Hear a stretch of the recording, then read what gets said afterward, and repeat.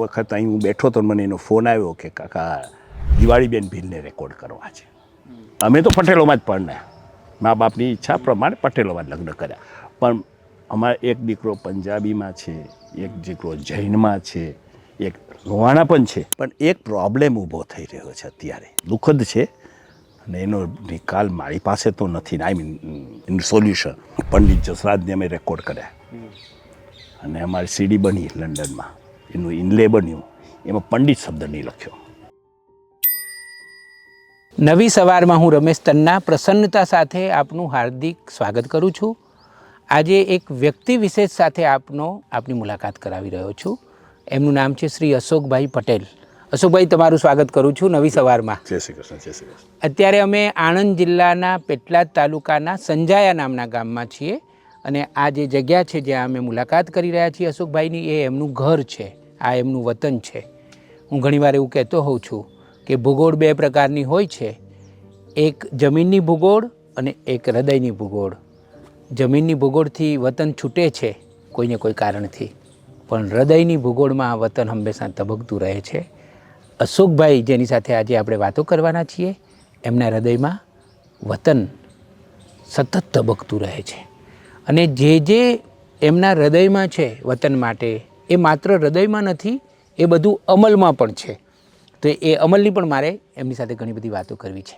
અશોકભાઈ, રવિશંકર મહારાજ એવું કહેતા કે ભેગું કરવું એ શહેરની સંસ્કૃતિ અને ભેળું રહેવું એ ગામડાની સંસ્કૃતિ. આવું રવિશંકર મહારાજ કહેતા. ભેળું રહેવું એ બહુ મોટી મહિમાની વાત છે.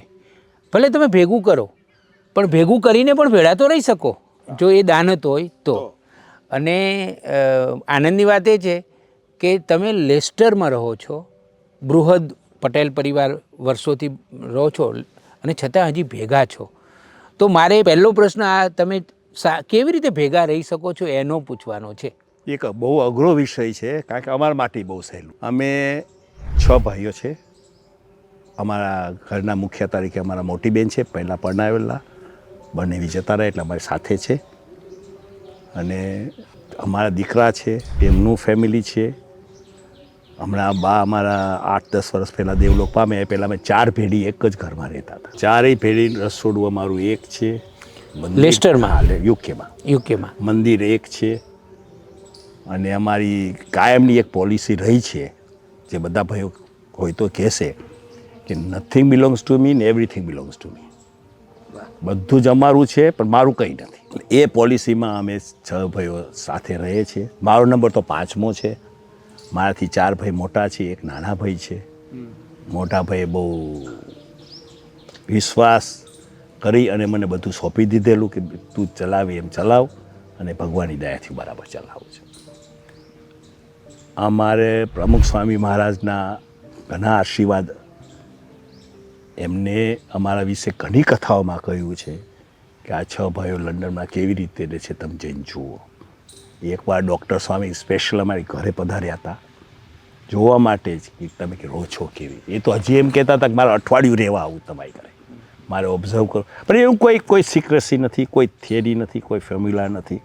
આ એક જ ફોર્મ્યુલા છે કે everything belongs to me and nothing belongs to me. કેટલી મોટી અને સારી વાત છે. પણ હું તમને 1971ની એક વાત કરું. અમદાવાદના એક બહુ જ જાણીતા ડૉક્ટર, બાળકોના ડૉક્ટર અશોક શાહ, એમના 3 પુસ્તકોનું સંપાદન મેં કરેલું. એ અશોકભાઈએ મને એકવાર વાત કરી કે હું લંડન ભણવા ગયો, તો મારા જે પ્રોફેસર હતા એ પ્રોફેસરને મેં જરા આમ વટથી કહ્યું કે સંયુક્ત કુટુંબ પ્રથા છે ને એ અમારી બહુ મોટી મૂડી છે, એવું કહ્યું.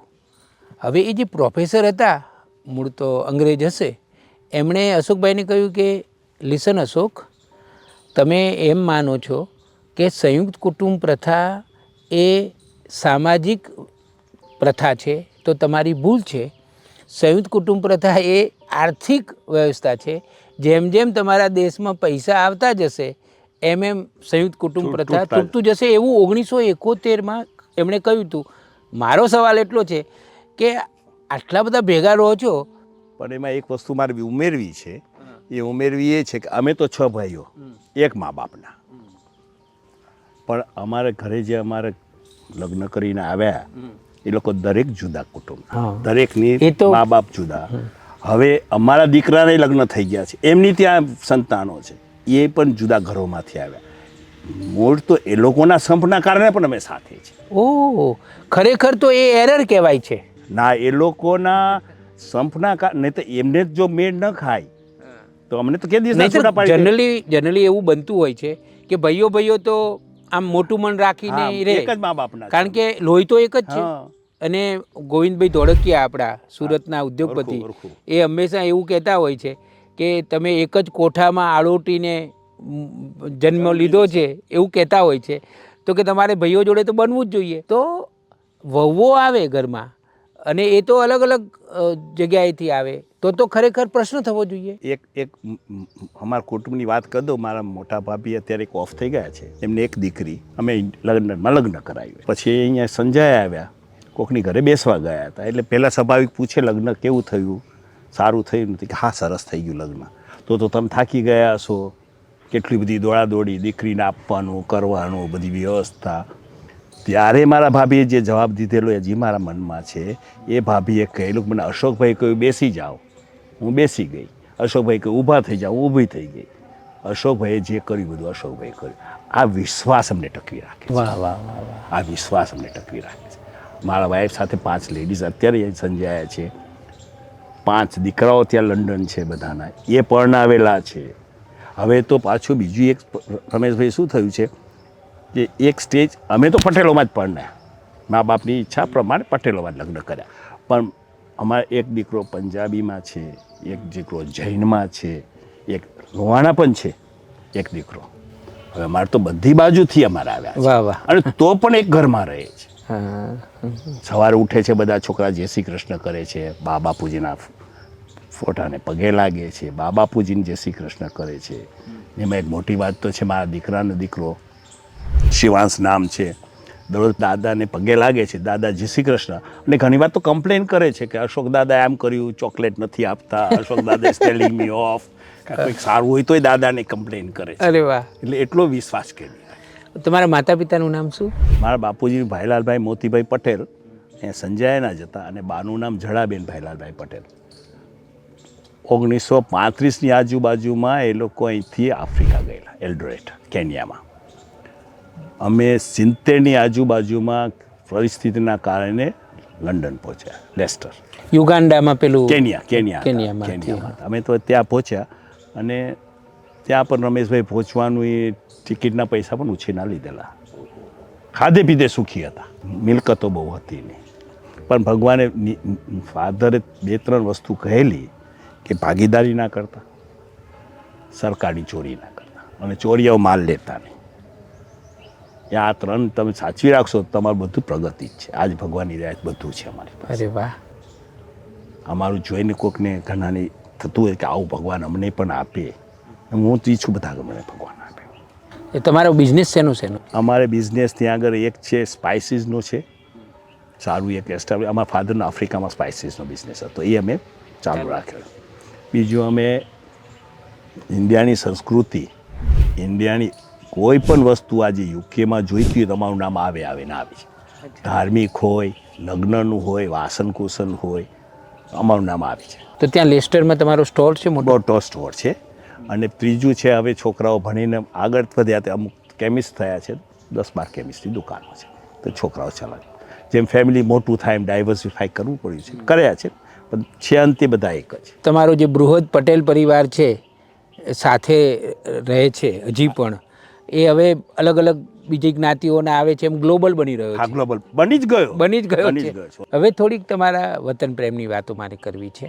હું 25 વર્ષથી દરિયાપારના ગુજરાતીઓ સાથે જોડાયેલો છું, કામ કરું છું, અને મને ગૌરવ છે કે આપણા ગુજરાતીઓ વિશ્વના ખૂણે ખૂણે જાય, 129 દેશોમાં છે, પણ 2 પાંદડે થાય ને એટલે વતનને તો યાદ કરે છે.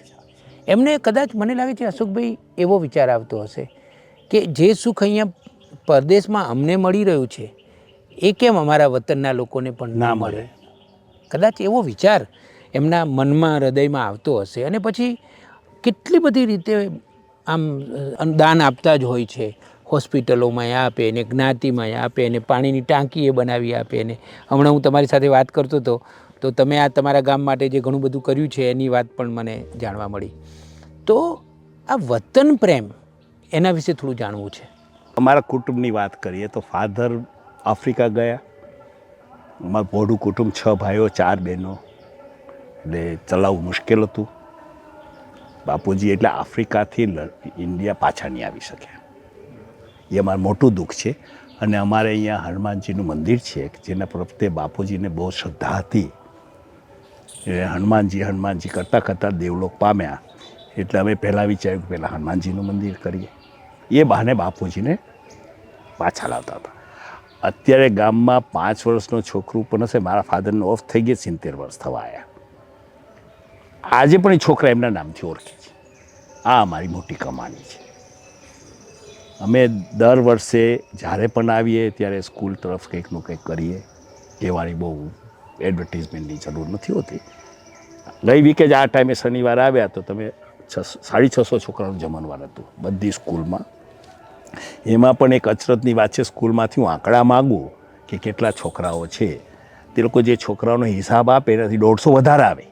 હા, કે સ્કૂલમાં તો છોકરા બધા જતા નથી ગામના, પણ જમવાનું છે અને સ્ટુડિયોમાં જમવાનું છે તેમને બિચારાને આશા હોય. ગામમાં અમે તલાવ કર્યું છે, મંદિર કર્યું છે, સ્કૂલ કરી છે, શમશાન કર્યું છે.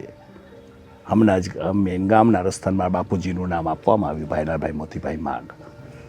અને હજી વાસ્મોનું અમે કરી આપ્યું. ગામે આખા ઘરમાં પાણીની વ્યવસ્થા કરી આપી અમે. અને ભગવાન કરાવે એમ કરીએ છીએ. અને સંસ્કૃતિ જે તમારા હૃદયમાં પણ છે, સનાતન સંસ્કૃતિ, ભારતીય સંસ્કૃતિ અથવા આપણી આ ગુર્જર સંસ્કૃતિ, ભાષા, સાહિત્ય, ગીત, સંગીત, તો તમે આ પરિસરમાં જ્યાં હું બેઠો છું ત્યાં એક સ્ટુડિયો પણ બનાવ્યો છે. એની થોડી વાત કરો. અમે 1900 જે મેં વાત કરી હનુમાનજીમાં વધારે માનીએ એટલે અમારા ડિપાર્ટમેન્ટ સ્ટોરમાં હનુમાન ચાલીસા અમે વગાડીએ. એ ટાઈમે કેસેટ હતી, સીડી પણ નથી. એટલે કોઈક ગ્રાહક માગી કે અમને આપો. કાયદાનું અમને ભાન નહોતું. અમે કોપી કરીને આપી જે ચોરી હતી. પછી અમને ખબર પડી કે આ ગેરકાયદેસર છે, આમ કરવું ન જોઈએ. એટલે અમે હનુમાન ચાલીસાથી ચાલુ કર્યું સ્ટુડિયો. હવે અમારા મોટા ભાઈનો દીકરો છે અલ્પેશ કરીને, 50 વર્ષ થયા એને જન્મ્યો છે ત્યાં, મોટો ત્યાં થયો છે. ગુજરાતી બોલે છે બરાબર, વાંચે છે પણ ઘણું લખી નથી શકતો, કાંઈક શીખ્યો હતો ત્યાં. આજે ગુજરાતમાં કોઈ પણ મોટા કલાકારની આજે અમે ગર્વ અનુભવીએ છીએ કે અમને અલ્પેશના કાકા તરીકે ઓળખે છે. પેલા અમને લોકો એમ ઓળખે કે અલ્પેશ કોણ હતી, કે અશોકભાઈનો ભત્રીજો. એટલું બધું એને ગુજરાતી ભાષા વિશે છે અને એવું સારું રેકોર્ડિંગ કરે છે. અને મૂકીએ છે બજારમાં, યુટ્યુબમાં ને બધે. સુરસાગરના નામે છે. સુરસાગર, હા. સુરસાગરનું નામ તો બહુ જૂનું ને જાણીતું. હા, એ અમારા દીકરાએ ચાલુ કરેલું સિર્ફ ગુજરાતી પ્રેમ માટે, ગુજરાતી સાહિત્ય માટે. એવો પણ એક કિસ્સો કહું કે અમે એક વખત અહીં હું બેઠો તો મને એનો ફોન આવ્યો કે કાકા દિવાળીબેન ભીલને રેકોર્ડ કરવા છે. ને હેમંતભાઈ કોઇન્સિડન્ટલી મારી સાથે જ બેઠા હતા, હેમંતભાઈ ચૌહાણ. હેમંતભાઈ મેં વાત કરી તો હેમંતભાઈ કે હા બેનને ફોન કરીએ. તરત હેમંતભાઈ બેનને ફોન કર્યો. બેનને કહ્યું કે બેન રેકોર્ડ કરવું છે તમને સુરસાગરમાં. બેન કે તમે કહો ત્યારે. મેં કીધું નજરાનું પૂછી જુઓ બેનને.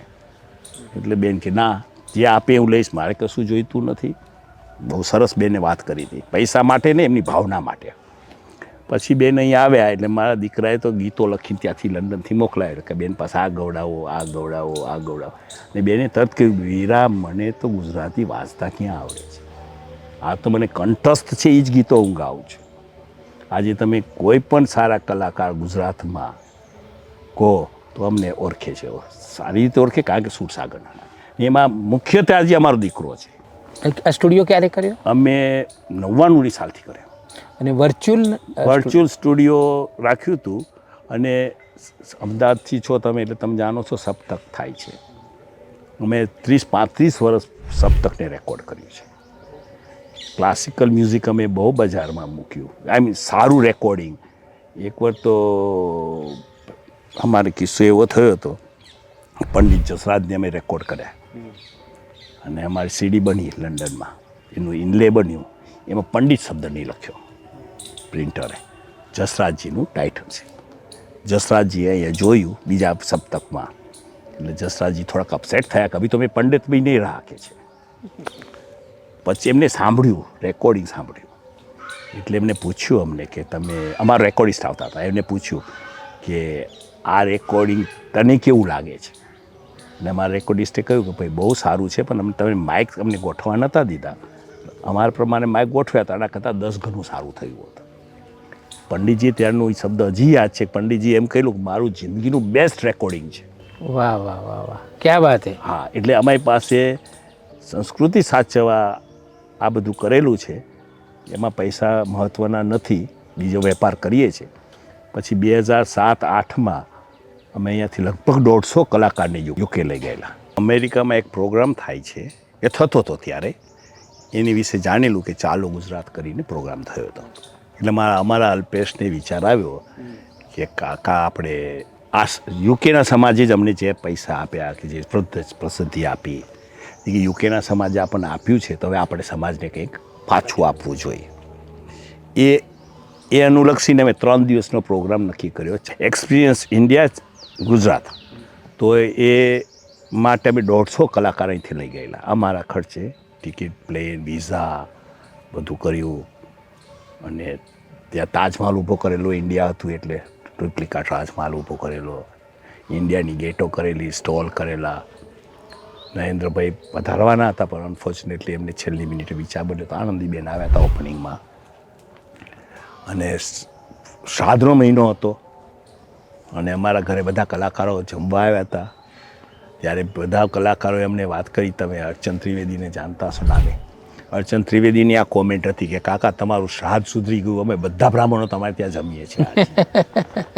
અને સરસ 3 દિવસનો પ્રોગ્રામ થયો હતો અમારો, પણ અનફોર્ચ્યુનેટલી મેં પાછો નથી કરી શક્યા. પણ જે ભાવના એક સંસ્કૃતિ માટેની, કલા માટેની અને પાછા આપવાની ભાવના, કે આપણને ઘણું બધું આપ્યું છે, તો આ જે તમારા બૃહદ પરિવારમાં જે ભાવના છે ને, એ પાછા આપવાની ભાવના, એ ખરેખર એક બહુ જ સારી વાત. એ મા બાપના આશીર્વાદ હશે. કોક કંઈક સારું કર્યું હશે, કંઈક ભૂલેથી કંઈક સારું હશે, એનું રિટર્ન છે. અશોકભાઈ, એક સવાલ એ પૂછી લઉં તમને કે તમે વિદેશમાં છો અને સફળ છો, તો વિદેશના જે ગુજરાતીઓ છે એની સફળતા માટે કઈ કઈ બાબતો મહત્ત્વની છે? તમને શું લાગે છે? સફળતા માટે તો એ લોકોની મહેનત, ધગસ. એ લોકોને નવો દેશ આવે છે, નવો વેશ છે, નવી વેધર છે, ઘણાને અનુકૂળ થાય, ઘણાને અનુકૂળ નથી થતી, તો પણ બધું ચલાવી. અને દુનિયાના કોઈ પણ છેડે એક વસ્તુ છે કે આ દેશમાં એ જ માણસો એટલી મહેનત અહીં કરે તો આ દેશની પ્રગતિ ડબલ થઈ શકે છે. બહાર દેશમાં જઈને આપણા જ માણસો આટલી મહેનત કરે છે જે અહીંયા એવોઇડ કરે છે, એ મને સમજણ નથી પડતી. એ વાત સાચી છે તમારી, સમજણ નથી પડતી મને. એ જ ડિસિપ્લિનમાં પણ, હા, એ ત્યાં ડિસિપ્લિનમાં રહેવાનું, ત્યાં બધા નિયમો પાડવાના. તમે દુબઈની વાત કરો, દુબઈમાં હું ગયો 2-4 વાર, સિંગાપોર 2-4 વાર ગયો. દુબઈમાં જોયું મેજોરિટી આપણા ઇન્ડિયનો કામ કરે છે બધી બાજુ, કે પાકિસ્તાની પણ હશે. બિલ્ડિંગ વર્કમાં એ છે, બધી વાતમાં પણ કેટલું ડિસિપ્લિન છે, મકાનો કેટલા સરસ બાંધે, વર્કમેનશીપ કેટલી સારી છે. એ જ માણસ નહીં મૂકો તો વર્કમેનશીપ સારી નહીં કરે, ચલાવી લેશે. બહાર દેશની એ ડિસિપ્લિન અહીંયા આવે તો ઘણું સારું છે. એટલે એક તો મહેનતું બહુ છે, એટલે આપણા દરિયાપારના ગુજરાતીઓની જે સફળતા છે એના પાયામાં પરિશ્રમ પડે. પણ એક હા છે, પરિશ્રમ 100% છે, પણ એક પ્રોબ્લેમ ઊભો થઈ રહ્યો છે અત્યારે, દુઃખદ છે, અને એનો નિકાલ મારી પાસે તો નથી. આઈ મીન એનું સોલ્યુશન એ છે આપણી ગુજરાતી ભાષા વિશે. ત્યાંથી આજે આ દીકરાનો દીકરો છે, ગુજરાતી બધું સમજે, 8 વર્ષનો છે શિવાંશ, ગુજરાતી બધું સમજે છે, શ્લોક મારી સાથે બોલે છે ભગવાનના, પણ ગુજરાતીમાં વાત નથી કરતો. ઇંગ્લિશમાં જ આપણે પણ એની સાથે ઇંગ્લિશમાં વાત કરવી પડે. ખાબા રખડી શીખવાડવાની ટ્રાય કરીએ છીએ, પણ હવે આપણે વ્યવસ્થા છે, ત્યાં અમુક ક્લાસીસ છે, અમુક ક્લાસીસ નથી, એટલે ગુજરાતી ભાષા વિશે ડર છે. પણ 1 જનરેશન 2 જનરેશન પછી ત્યાં ગુજરાતી એ ડર અહીંયા પણ છે. હા, ત્યાં નહીં જાણતા. ગુજરાતમાં પણ એ થઈ જ રહ્યું છે. અમે તો અમારું છે એ જાણીએ ને. એટલે અંગ્રેજીનું આક્રમણ એટલું બધું છે જબરજસ્ત કે ગુજરાતી ભાષા માતૃભાષા અને ગુજરાતી બીજું તમે તો લેખક છો, પબ્લિશર છો, વાંચન કેટલું ઓછું થઈ ગયું. આજે એક પુસ્તક તમે પબ્લિશ કરતા હશો તો કેટલી વેચો છો એ તમને ખબર ને કેટલી પ્રિન્ટ થાય છે.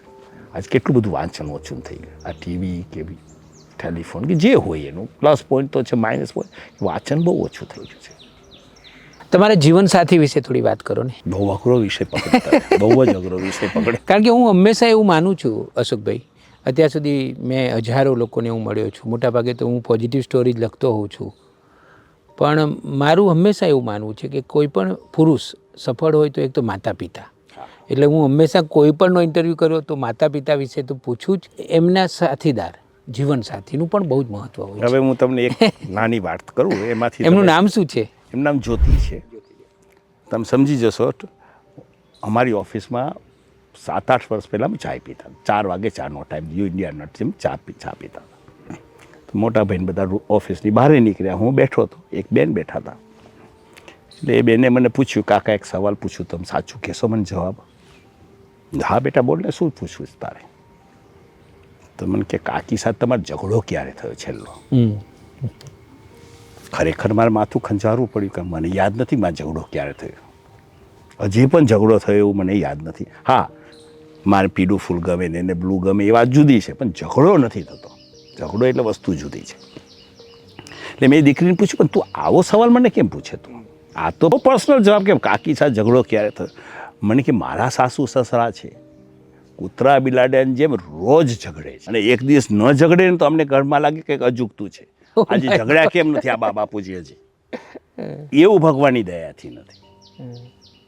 અને તમારી આટલી બધી પ્રવૃત્તિઓ છે બધી સમાજને લગતી, તો એમાં પણ એમનો 100% સાથ.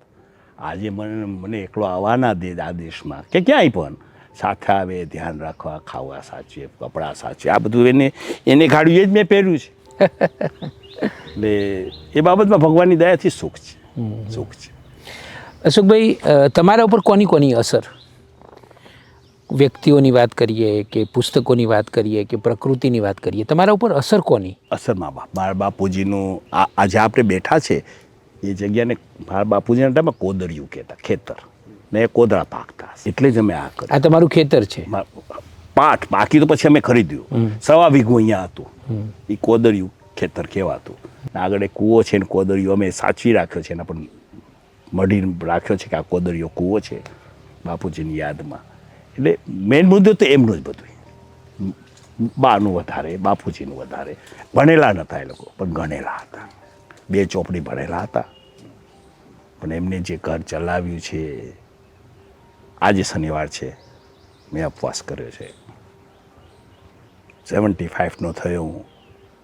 મને લાગે છે 69 વર્ષથી તો શનિવાર કરું છું. નાનો હતો ત્યાંથી બધું બાપુજીની દેન છે. અને હનુમાનજી માટેનો ભાવ? હનુમાનજી માટે તો અમારા ઈષ્ટદેવ છે. મારા બાપુજીને બહુ વહાલા હતા, અમને વહાલા છે. ગામમાં છે, અમે દરરોજ જઉં છું, અને બસ એમની દયાથી જ બધું અમારે એક એનિકડોટ થયેલો કે વર્ષો પહેલાં અમે લેસ્ટરમાં રહી, એટલે દિવાળીમાં અમે બધા મંદિરોમાં કંઈક દાનપુર મોકલાવીએ. અમારે વાસણની દુકાન છે, એટલે બેસન મોકલે, ડ્રાય ફ્રૂટ ને ગમે તે કંઈક. લેસ્ટમાં 10-15 મંદિર છે, એટલે બધા મંદિરમાં જતું હતું. તો મારા એક કાકા અહીંથી આવ્યા હતા, સંજાયાથી. તો મને કહેશો કે આ શું કરી રહ્યા છો તમે? આ પ્રસાદ મોકલે મંદિરોમાં, દિવાળીનો દિવસ છે. તો મને કે ના, આ ખોટું કર્યું તે કે છે. એ કાકા તમે એમ દાન પૂન કરીને તમે અમને ખોટું કર્યું કહો? તમારે તો પ્રોત્સાહન આપવું જોઈએ. કે મને ના, એવું નથી હું કહેતો, પણ સંજાયાનું આપણું હનુમાનજી જેમાં માનીએ છીએ ખંડેર છે. લિટરલી હનુમાન દાદાના પગ આગળ કૂતરા ટોયલેટ કરે, અને અમે આવીને જ્યારે આવીએ ત્યારે પગે લાગવા જઈએ તો ધોઈએ, પછી પગે લાગીએ. મને કે ત્યાં કેમ તમે નથી કરતા? પછી ઈચ્છા થઈ, ભગવાને પ્રેરણા કરી. થોડા પૈસા હતા આપણી પાસે, ઓછા હતા, 1,00,000-1.25 લાખ કાઢ્યા. બાકી ગામવાળાએ 5,000, 7,000 રૂપિયા આપ્યા.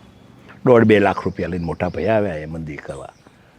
તો મુદ્દો એમ થયો કે એ મંદિર કરવાનું મારા બાને થયું કે આપણે મંદિર કરીશું કે આપણું ગામમાં ઘર નથી, ખંડેર છે. તે કે ગામ તો કહેશે એ મોટા ઉપાડે મંદિર કરે છે, કામ પોતાના ઘરમાં છાપરું નથી. તમે બાને કહ્યું કંઈ નહીં, કોસ્મેટિક સર્જરી કરો, પૈસા હતા નહીં, કોસ્મેટિક સર્જરી કરો એટલે તમે ખુશ ને અમે ખુશ. તે મોટા ભાઈ ગયા તો ધાબામાં આમ છાપરામાંથી નીચે જ આવી ગયા, બધું સડેલું હતું.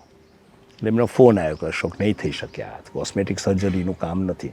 ભગવાને પ્રેરણા કરી એટલે મેં તોડી નાખો, નવું બનાવી દો.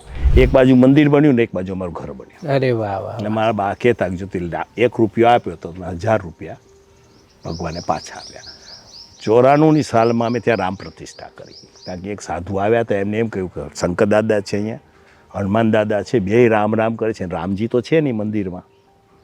એટલે અમે પછી મંદિર મોટું કર્યું, રામ દરબારની પ્રતિષ્ઠા નક્કી કરી. ત્યારે ભગવાને પૈસા આપ્યા હતા એટલે ઉઘરાણું નહીં કર્યું, બધું આપણે કરીશું. અમે એ પ્રતિષ્ઠા કરી ડિસેમ્બરમાં 94માં, જાન્યુઆરીમાં આ ઘરનો પાયો નાખ્યો. વાહ વાહ. એટલે મારા બા કહેજો હતું પાછું તો દાદાએ 1ને બદલે 1000 ને લાખ આપે છે. વાહ વાહ, કેટલી સરસ વાત છે. એટલે એ શ્રદ્ધા છે અમને, અમારા દીકરાઓને એ છે, બધાની શ્રદ્ધા છે, ભગવાનની દયાથી સારું છે. અને હનુમાનજી તો છે જ, હાજરાજુર જ બધી છે. બાજુ છે. હું બધાને કહું છું કે હનુમાનજી બધી બાજુ છે, અમને આ હનુમાનજીની શ્રદ્ધા છે. બરાબર છે. હનુમાનજી કયા ગામમાં નથી, કયા ગામમાં મંદિર હશે જ્યાં હનુમાનજી નહીં હોય? છેલ્લો સવાલ, ભારતનું ભવિષ્ય કેવું લાગે છે? જો એક વસ્તુ મેં હમણાં નોટ કરી હતી, તમને કહું, કદાચ તમારા ખ્યાલમાં પણ હશે. એક ટાઈમ એવો હતો 25-50 તમારા ટાઈમે, પણ તમે ગામડાથી અમદાવાદ ભણવા આવ્યા એ ત્યારે ગામડું છોડીને લોકો ગામમાં આવતા હતા. હવે ગામ છોડીને લોકોને વિદેશ જવું છે. તમે ગમે તે ગામમાં સર્વે કરો, 50 છોકરાને બોલાવો કે શું વિચાર છે, બધાને જવું છે. એટલે આ એક બહુ તકલીફમય દેખાઈ રહ્યું છે. એનું કંઈ સોલ્યુશન ગવર્મેન્ટ જ કરી શકે, આપણે હેલ્પ તો કરવી એટલે પડે. વિદેશ ન જવું જોઈએ? ના, શેના માટે વિદેશ જાઓ? તો કારકિર્દી બનાવવા માટે, પૈસા કમાવા. પૈસા અહીંયા કમાવી શકાય છે. મહેનત તમે મેં પહેલાં કહ્યું છે, જેટલી મહેનત એ લોકો ત્યાં જઈને કરે છે, 6 દિવસ સવારે 8 વાગે ઉઠીને કામે જાય છે, 7 વાગે આવે છે, પછી કદાચ બીજું કોઈ નોકરી કરવા જાય છે, ઘણા તો 2 નોકરી કરે છે. એ મહેનત અહીં કરે તો કેમ પૈસા ના મળે? પણ એ દેશની નેગેટિવિટી થાય છે. આજે સારા ભણેલા છોકરાઓ બહાર દેશમાં જતા રહે છે. આજે તમે અમેરિકામાં જુઓ, મોટી ગૂગલનો હેડ તો કે આપણે ઇન્ડિયન છે, આના હેડ તો કે આપણા ઇન્ડિયન છે, આના હેડ તો આપણા ઇન્ડિયન છે. એ લોકો આ દેશમાં રહેતા આપણી તરફ કેટલી વધારે ના થાય? સાચી વાત છે. હું સમજુ છું, એટલો પગાર અહીં નહીં આપે એ લોકોને ગૂગલના. એટલે આપણું જે બુદ્ધિધન છે કે યુવાધન છે, એ યુવાધન જો ભારતમાં રહે તો ભારતને ફાયદો થાય. એટલે એ કોશિશ કરવી બહુ જરૂરી છે, બહુ જરૂરી છે. નહીં તો અઘરું છે. પણ શું કુદરત છે. આજે તમે પોતે જો કે એક ટાઈમ હતો કે આપણે નાનો ફોન નહોતો, પછી પીસીઓ આવ્યા, અને આજે આપણે ખિસ્સામાં ફોન લઈને, સ્માર્ટફોન લઈને, અજવામાં ફોન લઈને ફરીએ. એમ પ્રગતિ તો થવાની જ છે, અને ભારતની પ્રગતિ પણ થઈ રહી છે. 100% થાય, નેચરલ છે. મોદી સાહેબ ઘણા સક્ષમ છે, ઘણું સારું કામ કરી રહ્યા છે. પણ મને એ યાદ છે કે હું નાનો હતો, 62માં ચાઇના ઇન્ડિયાની વોર થઈ ત્યારે થતું હતું આફ્ટર નહેરુ કોણ. તમને કદાચ યાદ હશે, આર્ટિકલ આવતા. અરે એની ચર્ચા જ હતી. હા, જનરલ. આજે પણ ઘણી વાર ચર્ચા થાય છે કે મોદી સાહેબ પછી કોણ. હવે ઘણા એમ કહે છે કે મોદી સાહેબ તો હજી 100 વર્ષ જીવે, આપણે ઈચ્છીએ છીએ, આપણે કોઈ બોલવું નથી, પણ કોકનું કોક તો આવશે. પણ દેશની પ્રગતિ, જેમ માણસનું નસીબ હોય છે એમ દેશનું પણ હોય ને. હોય છે, 100% હોય જ છે. અમે પ્રગતિ જોઈએ છે ને. આજે પહેલાં અમે લંડનથી કે આવતા તો કે આ લઈ આવો ઇન્ડિયામાં નહીં મળે, આ લઈ આવો સુટકેસમાં ઇન્ડિયામાં, બધું મળે છે. હવે કઈ વસ્તુ નથી મળતી કે તમને એમ થાય કે અને ક્વોલિટી વાળી. હા, એ જ ક્વોલિટી. આજે બધી જ વસ્તુ મળે છે. કેટલી સારી વાત છે. ભારતનું ભવિષ્ય તો ઉજ્જવળ લાગે છે. ઉજ્જવળ 100% ઉજ્જવળ છે. વધારે ઉજ્જવળ થઈ શકે જો આ યુવાધનને આપણે પકડી રાખીએ, જવા નહીં દે. જશે તો આપણે નુકસાન તો નથી, પણ આપણે લાભ નથી. સાચી વાત, લાભ નથી, જે જરૂર છે આજે. સાચી વાત છે. તો આ હતી મુલાકાત શ્રી અશોકભાઈ પટેલ સાથેની. એક એવો માણસ જેના હૃદયમાં વતન છે, જેના હૃદયમાં માતા પિતાના આશીર્વાદ છે, હનુમાનજી ભગવાન છે, સનાતન ધર્મ છે, ભારતનું ઉજળું ભવિષ્ય પણ છે. એમણે વિદેશની ભૂમિમાં પણ ભારતને જીવંત રાખ્યું છે. ભારતના જે મૂલ્યો છે, જે આપણી જે સંસ્કૃતિ જેને આપણે કહીએ છીએ, એ જે સંસ્કૃતિ શાસ્ત્રોમાં લખેલી છે, એ બધી જ એમણે જીવનમાં રાખી છે. અને સૌથી મોટી વાત એ છે કે ભેળા રહ્યા છે. ભેળું રહેવું એ તો એક બહુ જ મોટો પડકાર પણ છે, અને જો તમે એ પડકારને ઝીલી શકો તો એક મોટું વરદાન પણ છે. વીર કવિ નર્મદે પહેલો નિબંધ લખ્યો, અને એ ગુજરાતી ભાષાનો પહેલો નિબંધ કહેવાય છે, ભેળા રહેવાના ફાયદા. તો આજે આપણે એવી વ્યક્તિનો ઇન્ટરવ્યૂ કર્યો જેમણે ભેળા રહેવાના ફાયદા, એ નિબંધ તો ઘણા બધા વર્ષો પહેલાં લખાયો હતો, પણ એ નિબંધને વિદેશની ભૂમિમાં જીવી બતાવ્યો. અશોકભાઈ, તમારો ખૂબ ખૂબ આભાર માનું છું. તમે આટલો સુંદર ઇન્ટરવ્યૂ અમને આપ્યો અને એટલી બધી સુંદર વિચાર પ્રસાદી આપી, જે વિચાર પ્રસાદી ભવિષ્યમાં પણ ગુજરાતના લોકોને, ભારતના લોકોને ઉપયોગી થશે. થેન્ક યુ બાબા. જય શ્રી આભાર કૃષ્ણ. માનું જય છું. શ્રી કૃષ્ણ. Thank you.